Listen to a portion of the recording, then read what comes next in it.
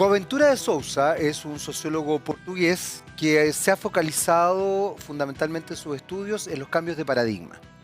Hoy día estamos en un cambio de paradigma y en general no somos muy conscientes de que estamos en los cambios de paradigma. Sin embargo, la sociedad actual está sintiendo siempre que está medio terremoteado todo. Porque efectivamente las cosas están cambiando. Entre el cambio climático, las disidencias, los movimientos por la equidad, las hambrunas, que son temas potentes, las crisis sanitarias y económicas, nos han obligado a tomar conciencia de que efectivamente la cosa se está moviendo a nivel social. Hoy día vamos a estar hablando de política en un programa que además se llama Lo Personal es Político. Y vamos a estar hablando con un analista de todo lo que está pasando en el mundo y también, por supuesto, acá en Chile. Aquí, en Lo Personal es Político.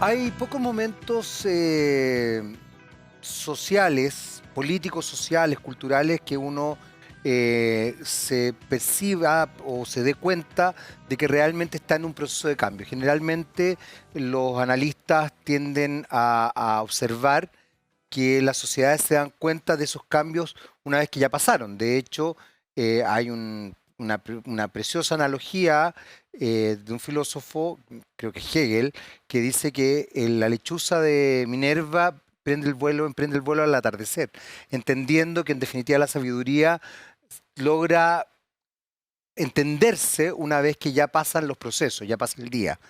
Sin embargo, hoy día los procesos están tan potentes, están tan latentes, que es imposible hacerse el leso respecto a todo lo que está ocurriendo.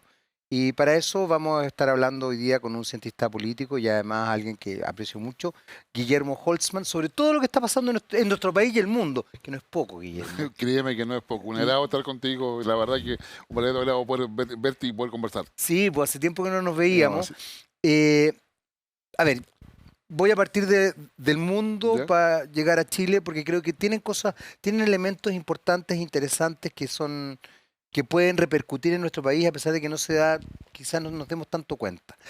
¿Qué ha pasado con esta, después de muchos años, Ujú. o sea, desde la Segunda Guerra Mundial, en realidad, desde el fin de la Segunda Guerra Mundial, que ningún líder político había hecho un gesto concreto de apoyar a un dictador como Mussolini, no quiero ni pensar en Hitler siquiera, Ujú. hasta ahora que la actual primer ministra italiana tiene como referente concreto el fascismo. Uy, vamos. Italia creo que está en una situación en la cual...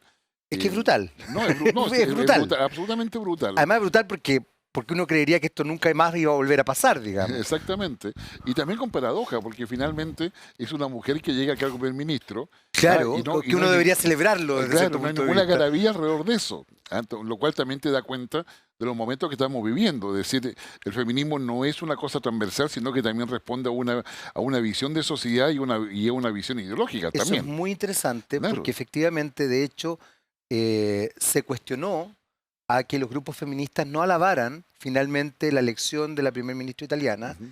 y los grupos feministas, de manera creo que bastante coherente, decían, bueno, pues si nosotros, ¿por qué tenemos que alabar a una persona que va en contra justamente de los postulados del feminismo? Si finalmente que ella sea mujer es una cosa, pero su Exacto. postura ideológica es radicalmente contraria a los postulados feministas. Exactamente, y eso es bueno que quede en evidencia Claro. respecto a que hay una diversidad en la sociedad donde no todo se puede ver en blanco y negro solamente. Exactamente. Yo creo Es muy interesante yo eso. creo que ahí hay un punto que es necesario para la reflexión de quienes están, ven el programa, a dejarlo ahí instalado. No da para mucha discusión y probablemente para más de un asado, pero, pero yo creo que es interesante. Pero yendo al tema político, Italia luego de de una larga, digamos, historia de crisis política interna, Eterna, sí. eternas, de todo tipo, Italia sigue siendo una de las economías más relevantes a nivel occidental y a nivel global.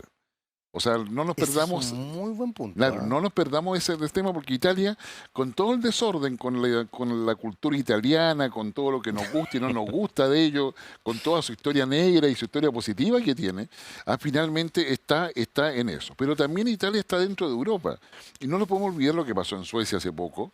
Estaba pensando, iba para allá, así que qué bueno que lo Claro, mencionaste. lo que ha pasado en Suecia, lo que le costó a Macron, digamos, la reelección. Exacto. Digamos, lo que ha pasado en Hungría, en fin, digamos, yo diría que Italia finalmente, digamos, detona una reacción, digamos, a todo el establishment, digamos, eh, que se ha construido sobre la socialdemocracia, una socialdemocracia que en Italia prácticamente no existe, para decirlo de No, alguna forma, digamos, pero que tampoco da el ancho respecto a lo que la ciudadanía italiana quiere.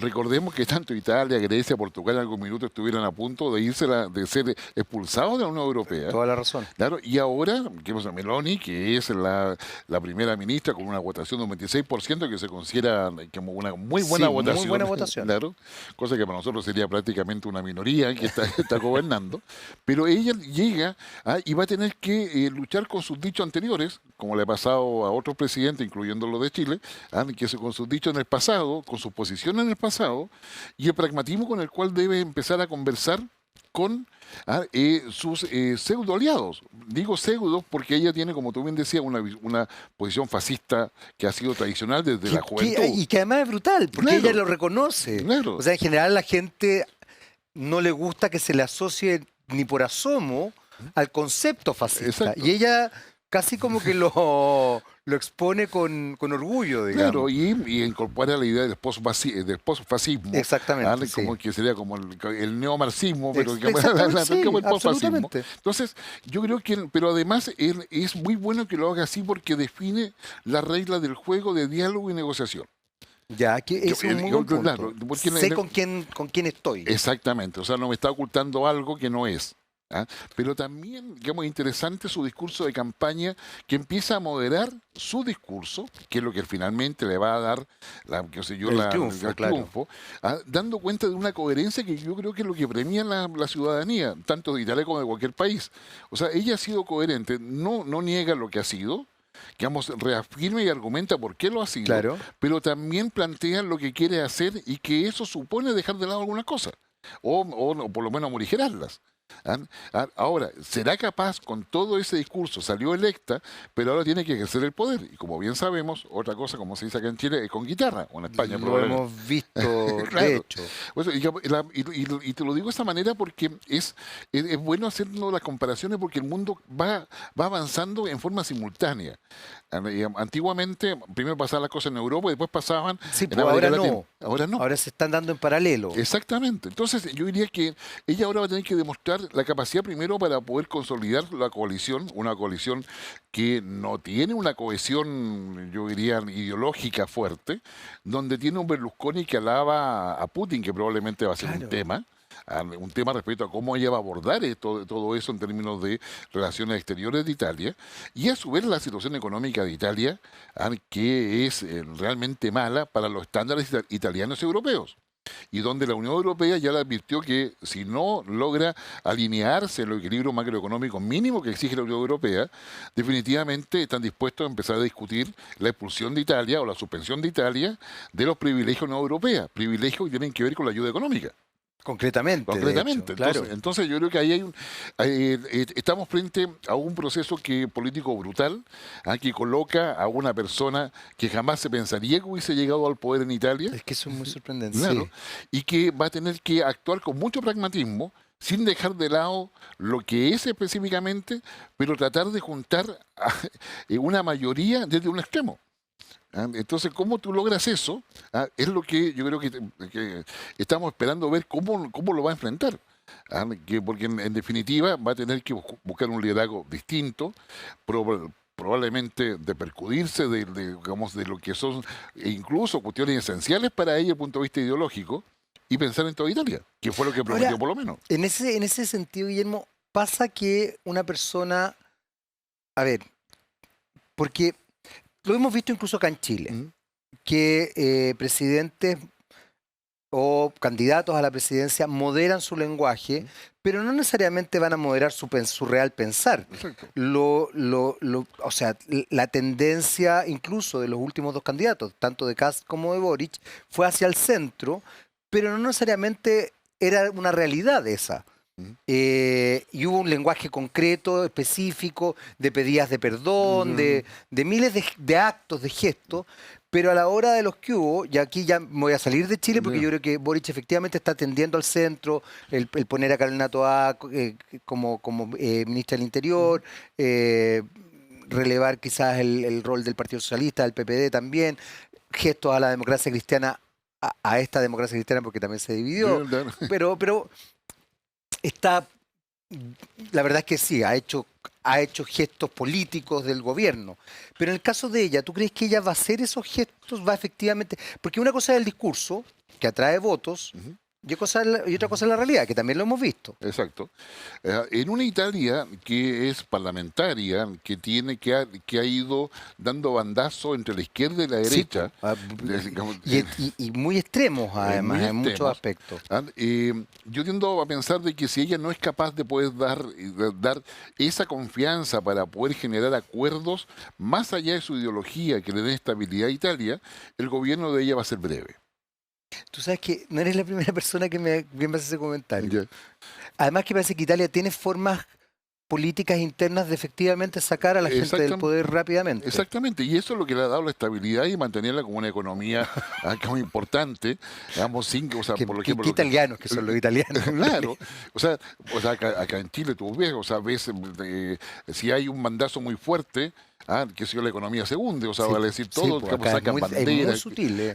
Pero allá no, allá logran en todo esa suerte que para nosotros sería una cosa, una inestabilidad, digamos, imposible de aceptar. Claro, digamos, lograr una gobernabilidad que tiene una cultura distinta en lo político a lo Exacto. nuestro, pero que efectivamente Meloni va a tener que jugar con eso. Y ha demostrado por lo menos de ya que la derecha está en disposición de apoyarla. Luego viene la distribución de Es cargos, en que, fin, todo, claro, digamos, ahí viene la segunda pata claro, la que... segunda pata, y lo otro es la relación con la Unión Europea y particularmente en lo que es su alianza con Estados Unidos. Italia tiene una identidad propia. Tanto es así que Italia era uno de los elementos de preocupación europea en la negociación con China. O sea, claro, Porque ellos han sido mucho más leales con Estados Unidos que con China, digamos, en no, los porque conflictos. China estaba preocupada de poder, como cuando Italia estaba en una de sus crisis económicas Ya, anteriores, sí. China estaba muy preocupada de poder apoyarlo, pero se quería llevar todos los diseños. Italia, una de las cosas que genera conocimiento en Italia, aparte de los autos y muchas otras cosas más que ellos fabrican, y que han creado, o sea, tienen Sí, sí, marca sí. propia, o sea, Sí, claro, la no. Fiat, igual, La industria italiana funciona, digamos. funciona. Entonces, una de las cosas que le funciona muy bien a los italianos es el diseño. No solamente en los autos, sino que también en la En ropa, todo, en sí, todo. en todo. Y era una cosa que China quería negociar con ellos para llevárselo, qué sé yo, porque a los chinos les faltaba diseño occidental. Qué buen punto. Fíjate, ¿Te das no cuenta? sabía Entonces, ese detalle. bueno, esto pasó hace varios años atrás, ¿ya? Pero cuando China, digamos, colocó una estrategia sobre Europa para dividir Europa, a negociar con cada uno y avanzó muchísimo en eso, incluso con acuerdos firmados con algunos países, pero donde, claro, China, ¿qué cosa? Te ofrece dinero, digamos, pero me das todo esto, digamos, y finalmente eso se morigeró mucho, bastante. Tienes razón, se Ahí, me había olvidado digamos, ese- claro, ahí, digamos, intervino Estados Unidos, en fin. Claro que Bueno, sí. bueno, entonces hay una serie de cosas donde hoy día Italia tiene una experiencia de negociación, de cuidar lo propio, más allá de todo el caos que tú puedas haber en lo político, hay cosas que ellos no se van a perder. Ya, Ya, perfecto. entonces, por eso te digo, es decir, Meloni, si no es capaz de poder generar la confianza para poder sacar adelante cosas que son de interés nacional, claramente va a fracasar su gobierno.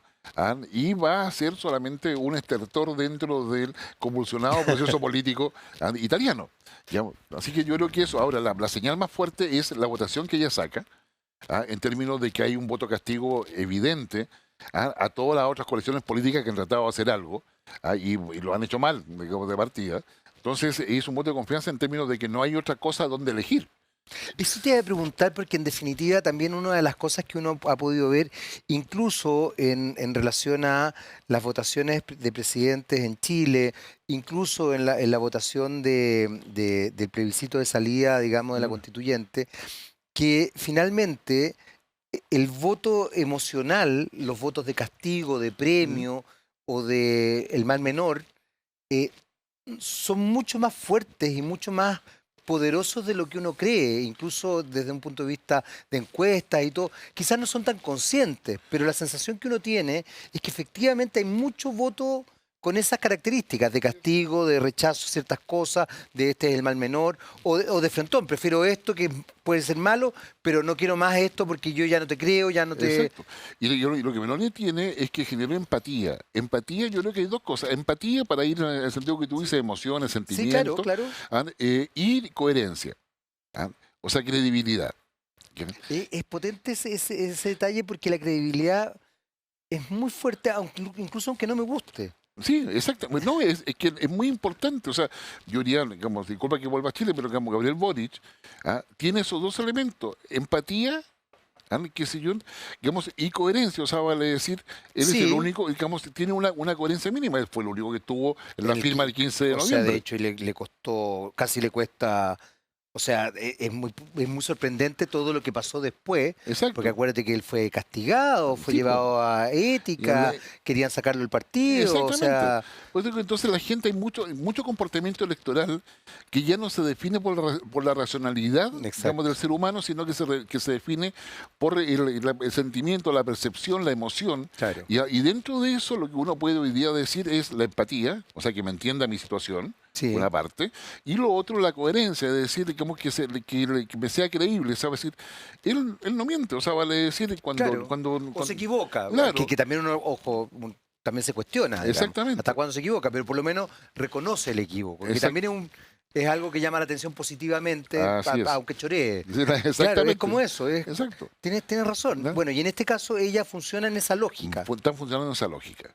Están funcionando en esa lógica. Tú mencionabas, Guillermo, el fenómeno en Suecia y mencionabas también que de alguna u otra manera se empiezan a gestar en Europa movimientos de extrema derecha. Sí. Ya uno a esta altura tiene que hacer como distinciones. Porque incluso también te quiero llevar un poco a lo que está pasando en Chile después, ¿Ya? a raíz justamente de ese fenómeno, con respecto a los grupos llamados patriotas y los famosos aprietes ¿Ya? que están haciendo, Ujú. que creo que...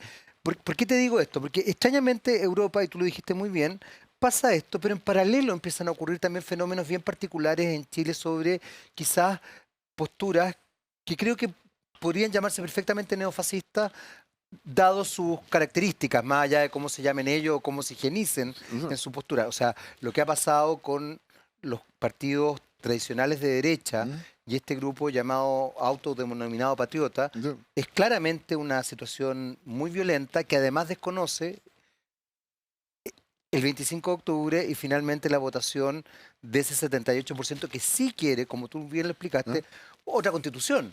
Porque tú lo decías muy bien, hay una situación compleja en este minuto. O Exactamente. sea, no se aceptó la constitución, pero no es que queramos tener la del 80. Así es.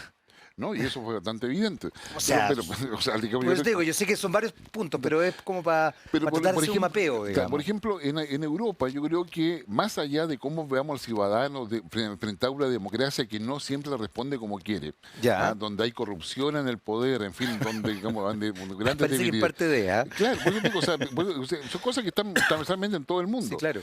Ni siquiera China se escapa, que no es democracia, digamos. Exactamente. Bueno, claro, claro, Pero, tienes toda la razón. pero ahí tenemos qué cosa, tenemos también el tema de los refugiados.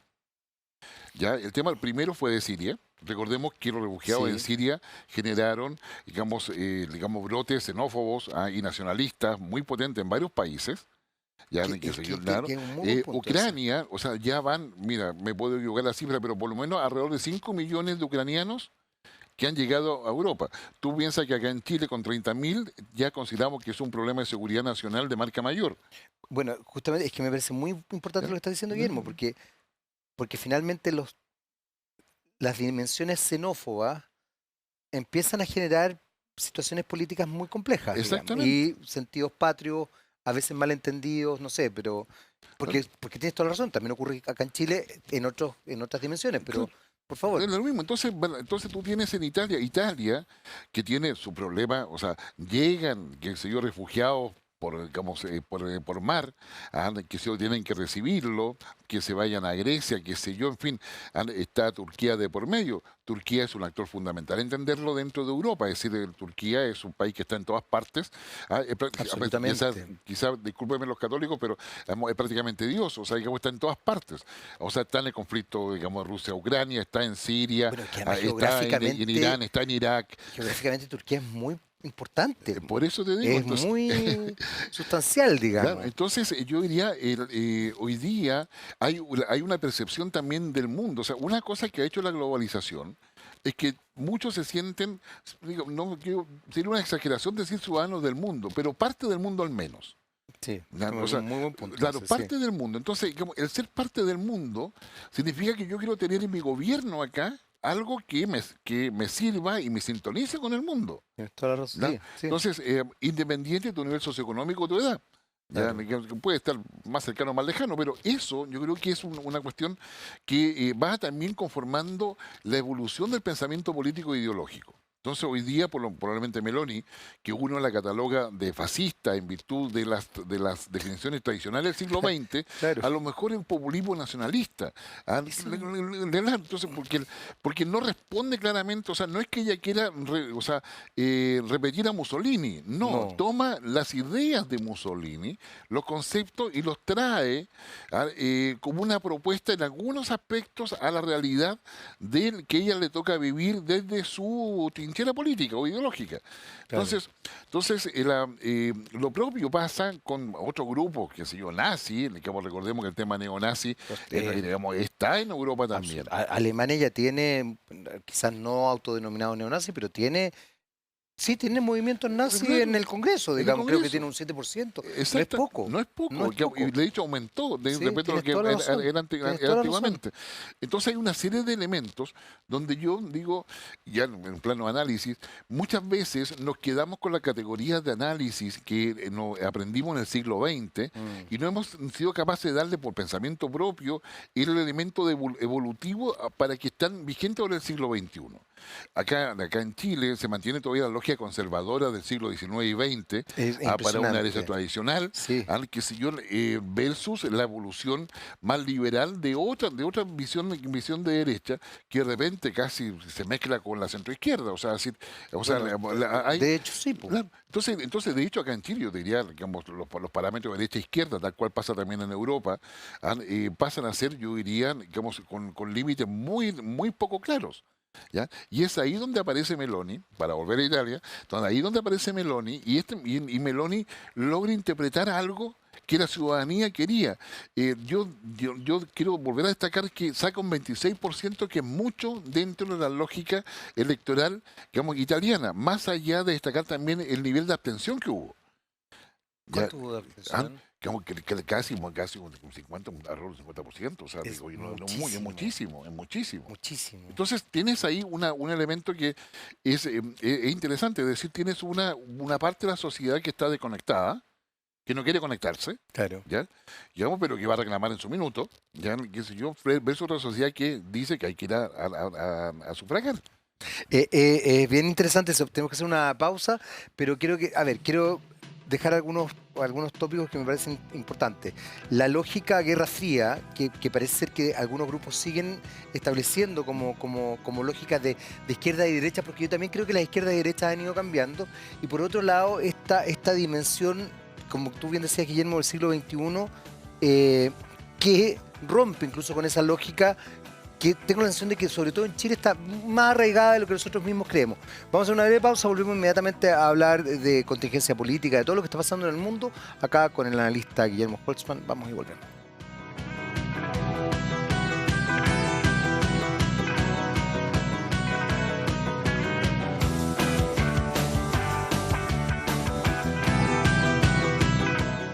Muy bien, estamos de vuelta en nuestro segundo bloque de lo personal es político y seguimos conversando obviamente con el cientista y analista político Guillermo Holtzman.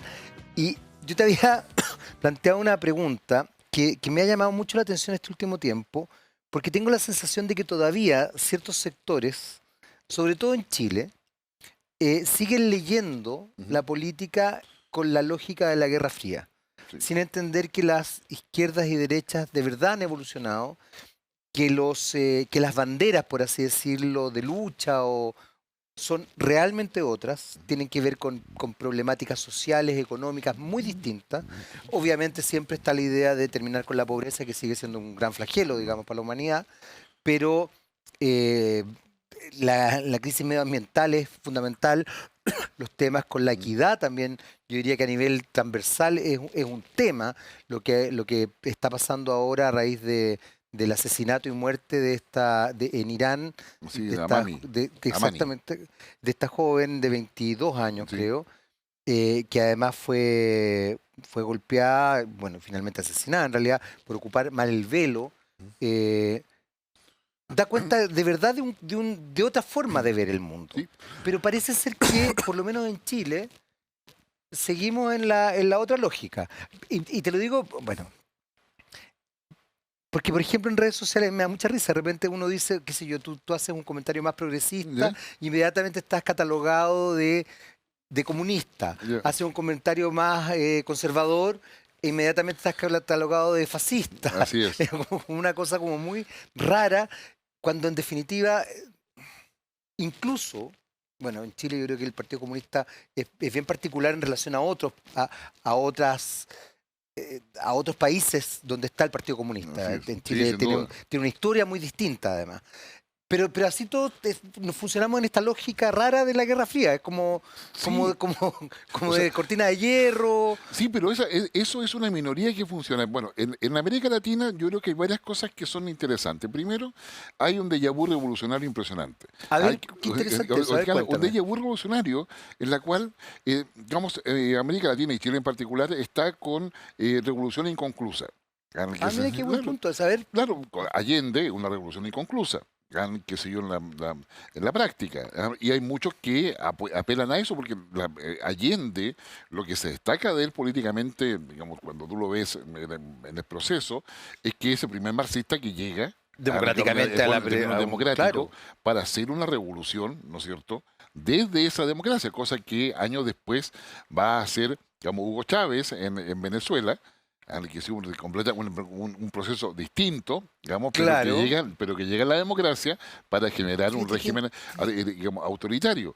Y prácticamente con los mismos asesores, o sea, vale decir, tanto Ernesto Laclau, que estuvo con Allende, toda la razón que tienes toda claro, la razón. o Chantal Mouffe, que es su Sí, señora, po, sí, po. bueno, Laclau ya falleció hace un rato atrás. Mofet todavía está viva, Sí, ¿no? entiendo que sí. Y son los mismos que finalmente llevan a cabo qué sé yo, la revolución chavista que da paso al socialismo del Oye, siglo XXI. qué interesante, tienes razón, Na- claro, no. Claro, entonces, digamos, acá en América Latina en general un déjà vu revolucionario de llegar al cambio.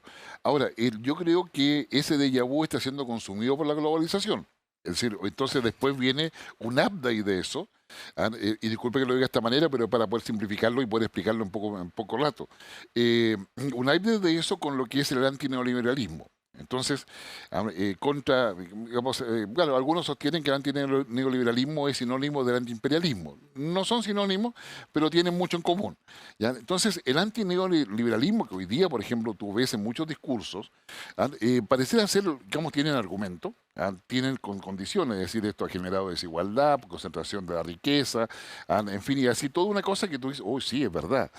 Digamos, claro, o sea, porque el Es que argumento es verdad, po. claro. Entonces tú dices, ok, entonces, qué modelo tendríamos? Y ahí te encuentras con el cri, cri, cri, cri. Porque, Y ahí entra la lógica de Guerra Fría, pues tendría claro, que ser el marxista. claro. Y no, tampoco no, pues. O sea, No, mira, no, o sea, de hecho, para decir, no hay alternativa a la globalización. Ya, no hay un modelo alternativo, digamos, a eso voy. y cientistas sociales, políticos, economistas no han pensado, Sí, lo han pensado, pero lo han pensado dentro de la globalización. por ende claro, no son capaces tampoco de abstraerse, Claro, ¿no? o sea, digo yo, si queremos buscar un modelo alternativo sería Corea del Norte. Ya, pero para llegar a Corea del Norte tendríamos que tener un régimen totalitario dictatorial. Y no es la idea. Exactamente. Claramente Entonces, por lo no es lo tanto, que se pretende, o digamos. sea, de hecho, China, que se declara marxista, Pero tiene un régimen capitalista. claro, es un Estado capitalista con una Absolutamente. vocación neoliberal impresionante. Brutal, Entonces, brutal. brutal. Entonces, yo diría, entonces, estamos de acuerdo. De hecho, Chile tiene un esquema macroeconómico neoliberal que se impuso el año 80, ¿no es cierto?, Claro, con Pinochet, claro. claro, y el consenso de Washington en el año 89 lo dejó como el modelo de la globalización. Qué Razón por buen la punto, cual tienes razón. Chile desde ese minuto es referente, ¿ya? Porque era el país que había demostrado que un país subdesarrollado, en vías de desarrollo, implementando un modelo neoliberal, era capaz de alcanzar crecimiento económico, ¿ya? Que fue lo que se le entregó después a Elwin, ¿ya? Con un crecimiento económico que venía por unos 2 años y medio, más o menos 3 años, ¿ya? Que le permitió a Elwin y de Claro, la en los concertación, 90, claro, digamos. en los 90, tener mucho ingreso a raíz de las exportaciones nuestras, el hecho de que no teníamos aranceles, llegaron muchos productos, hubo una bonanza económica importante, pero además con gran parte de que fueron integrantes de esos gobiernos de la concertación primero, de la nueva mayoría después, que vivieron todo su exilio en Europa. Era impresionante, o sea, tú Sí, pues tomabas claro que cualquiera de sí. ellos y se comunicaba con el presidente del Banco Mundial, Sí, pues. no sé con cuál empresario, Además, un exilio Dorado. dorado, exactamente. Sí. Bueno, es que también es importante hacer esa distinción, Claro. porque no todos los exilios fueron No, dorados. no, no, no, no, Hubo no fueron exilios todos. muy dramáticos, Muy dramático, muy tengo amigos que les dramáticos. tocó vivirlo muy No, dramáticamente. Entonces, brutales. Yo conozco gente exiliada que aquí tenía, bueno, no solamente carreras, ¿sí? profesiones, un cierto estándar, y literalmente llegaron a limpiar water Sí, y así tuvieron es. que rearmarse.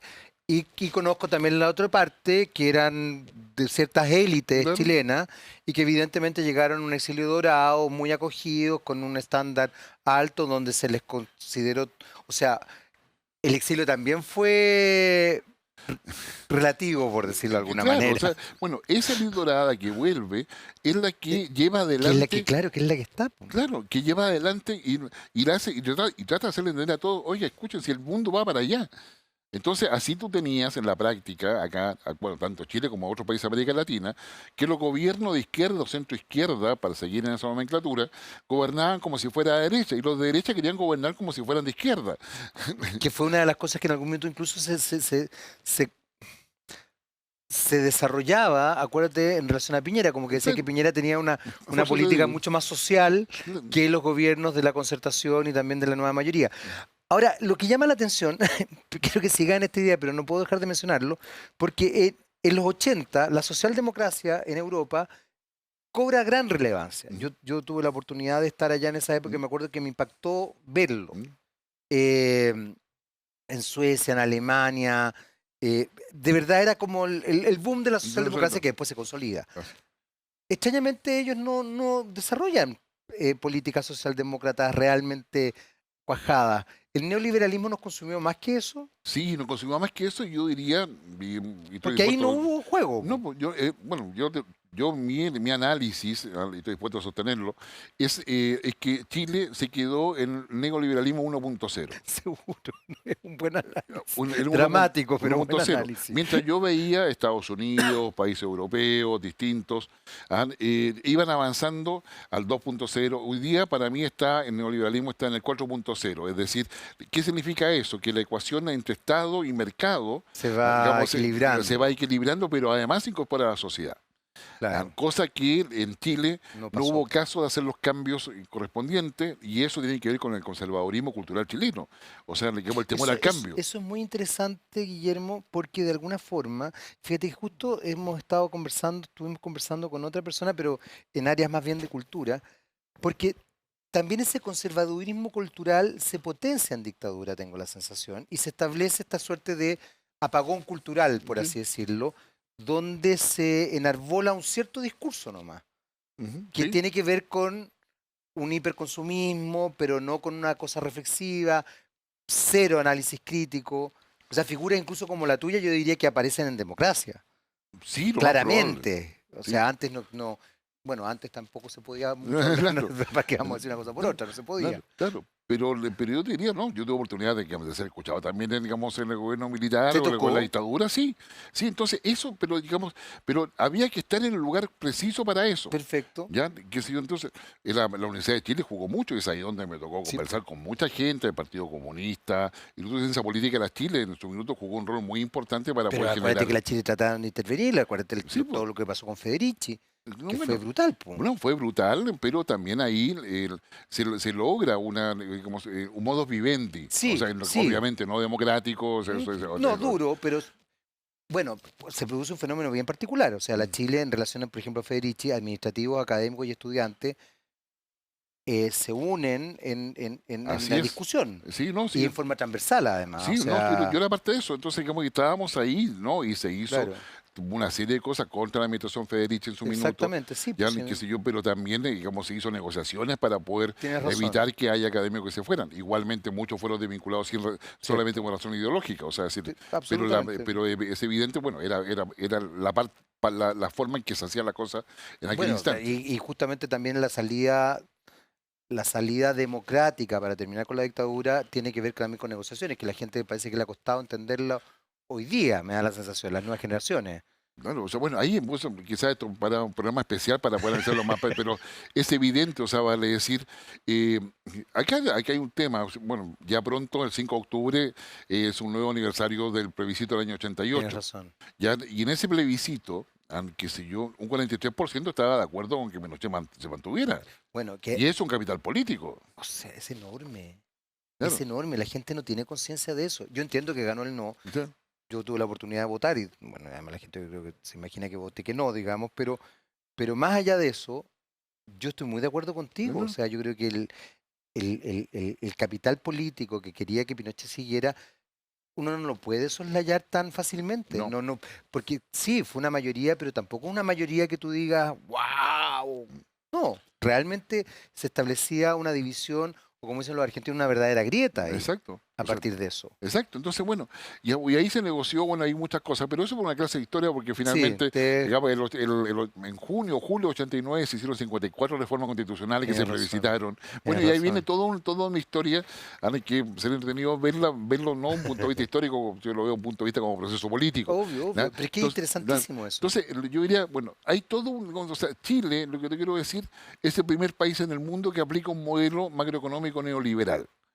Y eso es felicitado cuando se desintegra la Unión Soviética, y el propio Fondo Monetario dice Claro. esto es. Y de ahí en adelante Chile ha sido referente. Ha Mm, sido referente porque somos los primeros que hicimos, que aplicamos el modelo neoliberal, es el primero que en democracia se siguió aplicando y siguió dando resultados, y se transformó en referente para el resto de los países que estaban detrás de Chile. claro. Y de ahí viene que seamos referentes en todo políticas públicas. O sea, tú paseas por América Latina y la AFP con diferentes nombres, la reforma educacional, la reforma tributaria, la reforma laboral, todo empezaba acá. Chile, si tú gustas, no me gusta la expresión, pero como se explica por sí sola, es un laboratorio de muchas cosas, no solamente en lo político, sino que también en lo comercial. Acá en Chile es donde se venden los primeros celulares, qué sé yo, para ver cuál es el nivel de penetración, etcétera. O sea, tiene una serie de características que hacen Chile el referente. Entonces, cuando muchos líderes sociales, empresariales, otros dicen, cuidado con la imagen, tienen razón, porque somos referentes. Entonces, digamos, y para traerlo aquí al presente y ver un poco más futuro, cuando un proceso constituyente fracasa y no resuelve una crisis anterior por la cual surge, y fracasa en forma tan estrepitosa y aplastante con un 62%, claramente también es un referente. Ya, Sí, quedó claro, claro. O sea, sin digamos, duda. y le afecta a un gobierno que tiene que asumir, o sea, que tiene que supuestamente asumir una derrota, digamos, porque estaba casado con ese proceso. Bueno, eso yo creo que es muy, muy importante también de destacar. Claro, El gobierno, no necesariamente el presidente Boric, pero el ministro Jackson en algún minuto llegó a decir que estaba todo el proceso o todo el proyecto medianamente no parado, nunca dijo eso, pero que en el fondo estaba como en barbecho, por así decirlo, mientras no saliera el plebiscito de salida, no se supiera el resultado. pero Y eso era oye, Jaime, si complicadísimo, eso po. era tan evidente de que la agenda legislativa entre el 11 de marzo y el 4 de septiembre estuvo prácticamente Sí, ¿no? parada. O sea, parada, con muy poco Sí, movimiento, muy poca es verdad. urgencia, salvo los estados de excepción, que salvo los temas migratorios y seguridad, salvo el tema económico que se zanjó por el IFE, por las intervenciones del central, pero iniciativas legislativas, no. O sea, es decir, hubo una intencionalidad de esperar el 4 de septiembre, digamos, con la expectativa concreta de que ganaba el apruebo. Primero por mucho, y después Después ya, por digamos, que poco, por claro. poco. Entonces, y ahora el gobierno, frente a la situación, tiene el problema de que tiene riesgo de un parlamentarismo de facto respecto a lo que va a suceder con la constituyente, pero a la vez ese mismo Congreso tiene que ver la reforma de pensiones, la reforma de salud, la reforma educacional, la reforma de seguridad, la reforma tributaria, y el gobierno no tiene mayoría en el Congreso. Eso te iba a decir, no Claro, tiene, po. claro. Entonces tiene que negociar. Y además hoy día tiene senadores, porque hay que recordar también que los senadores que antes del plebiscito eran de la democracia cristiana, que podrían haber sido pro gobierno, estoy pensando en Walker y Rincón, ¿No? hoy día claramente no son de la coalición de gobierno. Exactamente. Entonces, hay un socialismo democrático que es como el, ah, el contrapeso a prueba de dignidad, ¿ya? Que sé yo, Claro. que todo el mundo espera que efectivamente le vaya bien. Pero las diferencias son notables y profundas. Sí, pues es Entonces, delicado ahí el claro, entonces tema. delicado. Entonces, tiene fragmentación de los partidos políticos. Digamos, tiene, Muchas. claro, muchas. A prueba de dignidad, o sea, dentro de prueba de dignidad, ah, hay una suerte de individualismo colectivista. Vamos a decir, Ya. o sea, digamos, es una forma de poder decir, o sea, el Frente Amplio, Convergencia Social, son personas muy preparadas, con espíritu político, sin lugar a dudas, pero son individualistas. O sea, son los mejores hijos del neoliberalismo, dicho sea de paso. Eso Pero, es muy interesante claro, porque no hay conciencia de eso. Y sin embargo, fíjate que yo también veo eso. claro, Yo veo exactamente eso. Y digo, pero esto es muy neoliberal. claro, Y ellos reniegan, bueno, claramente reniegan de eso, claro, digamos. claro, pero a su vez también, digamos, traspasan su visión a un colectivo que son los propios. Es muy potente eso. Claro. Entonces ahí la capacidad de negociación política, que la política es negociación, es un arte. Absolutamente. Entonces, claro, se ve restringida. Además, tienes al frente partidos políticos tradicionales que están todavía algunos en el siglo XX. Tienes las pugnas todavía del siglo XIX en términos conservadores versus los liberales, los pipiolos y los pelucones. Sí, absolutamente Claro, sí. O sea, de hecho, hasta hay quienes tipos bien, que merecen todo mi respeto, han enarbolado, han sacado a la palestra Portales, po. O sea, claro, como que el espíritu portaliano resurgió, digamos. claro, eso es ley y orden, y eso es Thomas Hobbes en el Absolutamente, mundo liberal, digamos, absolutamente, de anterior al siglo XVIII. Entonces, absolutamente, claro. entonces tú ves que hay ahí, entonces yo creo que es necesario, digamos, hacerse cargo de esto, porque acá en Chile, a contrario de lo que pasa en democracias más desarrolladas, somos especialistas en los diagnósticos y somos capaces de ganarnos las mechas por los diagnósticos. Pero yo creo que acá es necesario decir, ok, este es el estado de situación. Ya. ¿Ya? O sea, es como si te entregara la cartera al banco, o sea, van a decir, este es mi estado de situación, lo tengo negativo, lo tengo positivo, y en ambos casos tengo que pensar qué voy a hacer después. ¿Ya? Entonces yo creo que acá tenemos un estado de situación donde debemos reconocernos toda la diversidad que somos.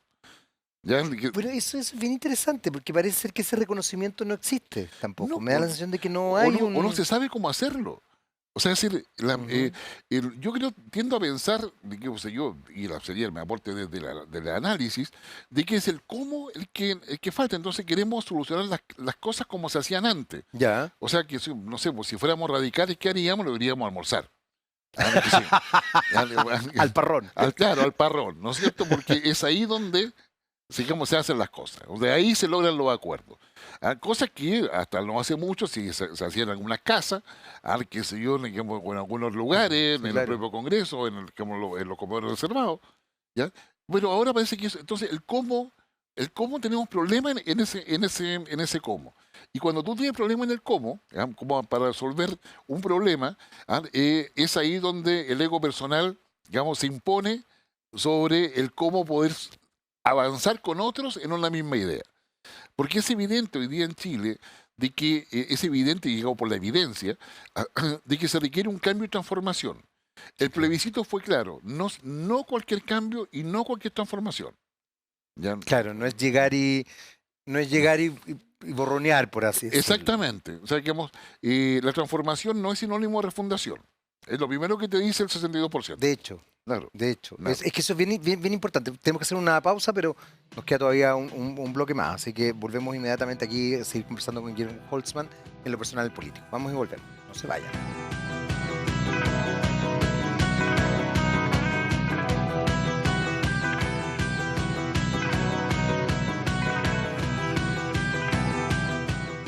Muy bien, ya estamos de vuelta para nuestro tercer y último bloque de lo personal político y vamos a ir de lleno porque para seguir con la conversación con Guillermo Holtzman.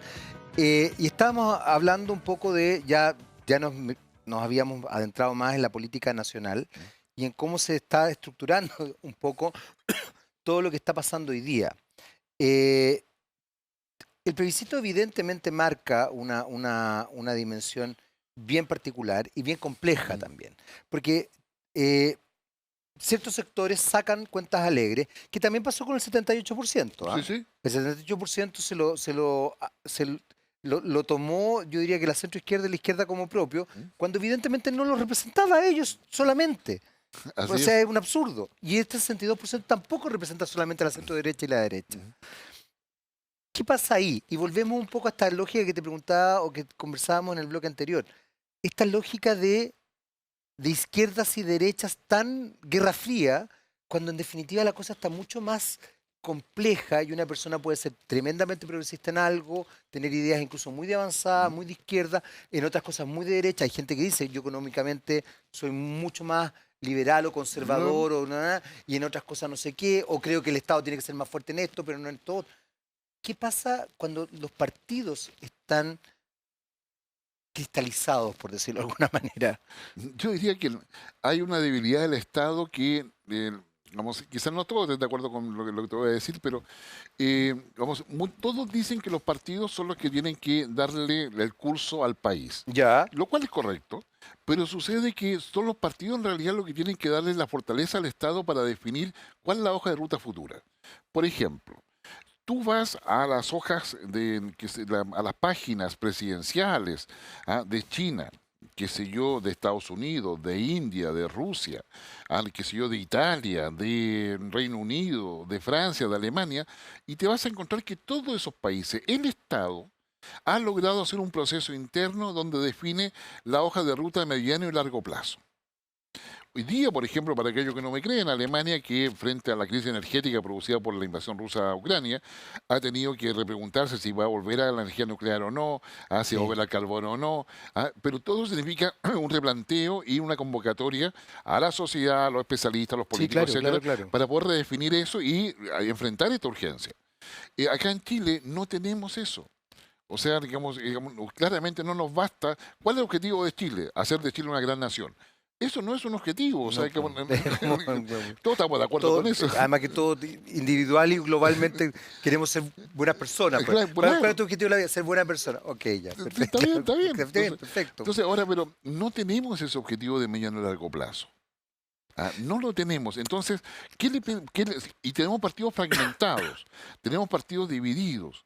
O sea, es decir, y yo te digo, en Chile están las capacidades intelectuales. Sí, claro que sí. Claro, absolutamente. No solamente en la universidad, a mí me ha tocado ver ministerio, en la Biblioteca del Muy de Congreso, cómo se trabaja la visión, cómo hay proyectos, hay planes a nivel regional, hay visiones de 10, 15 o 20 años más, algunas muy buenas, otras muy chantas, pero están. Pero están. Están. Pero en la presidencia no hay ninguna sistematización de eso para fijar las prioridades y ver de qué manera avanzar, que sería la orientación necesaria para la negociación a los partidos políticos. Porque si no, que es lo que está pasando ahora en cierta forma o en muchas formas, la negociación entre los partidos políticos se transforma en una negociación por el poder. Y eso es avanzar a una nueva crisis.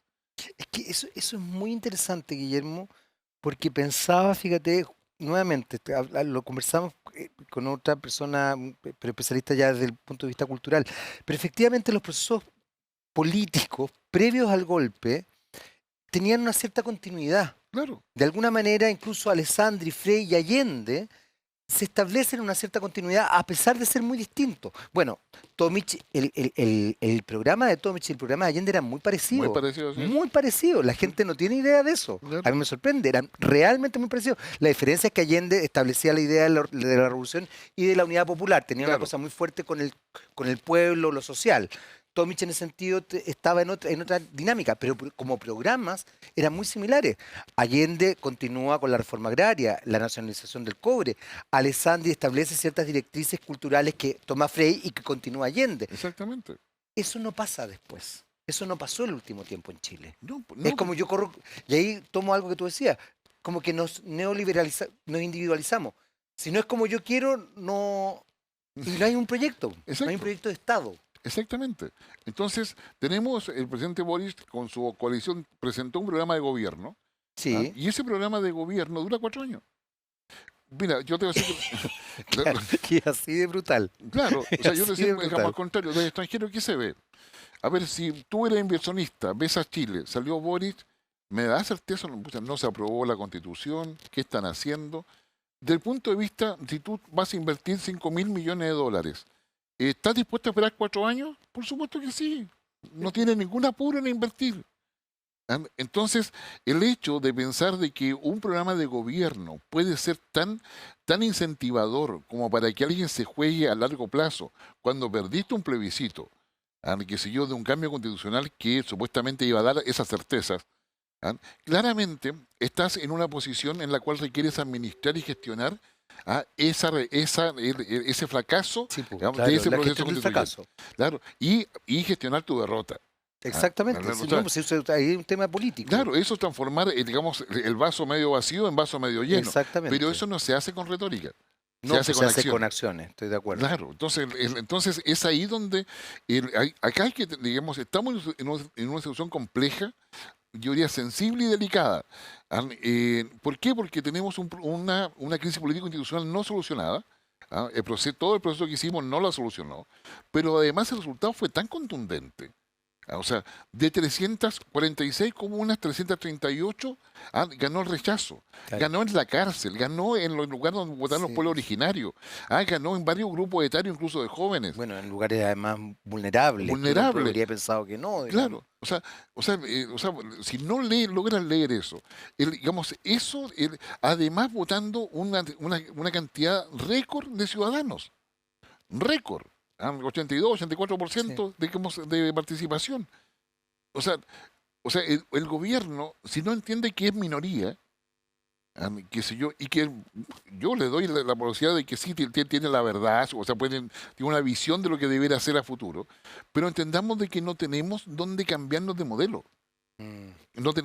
Claro, No tenemos otra alternativa, Claro. por lo menos clara, digamos. cuando estaba Allende, te ibas al marxismo soviético, Sí, claro. como su Había, interpretación. había un destino, por Claro, eso. Podría gustarte o no. hoy día no lo hay. Claro. Ahora, y si queremos sumarnos a alguna alternativa, tenemos que ser capaces de tener capacidad negociadora. Y esa capacidad negociadora se logra con coherencia en la conducción política, tanto a nivel interno como en relaciones exteriores. Y en ambos casos estamos al debe. Guillermo, se nos acabó el tiempo, va a tener que ir de nuevo, porque además, y sí, estamos al debe, y lamentablemente además en muchos aspectos hasta por gustitos personales da la sensación. Guillermo, muchas gracias por venir hoy día, te pasaste. No, de verdad, gracias, estuvo muy, Jaime, muy la verdad interesante. que un verdadero agrado Sí, y para mí además no también. siempre uno tiene el tiempo de desarrollar las ideas. No, estuvo muy, muy interesante. Nosotros nos vemos en un próximo Lo Personal Político y sigan, por supuesto, en la compañía de TVX, que vienen programas interesantísimos. Nos vemos. Chao, chao.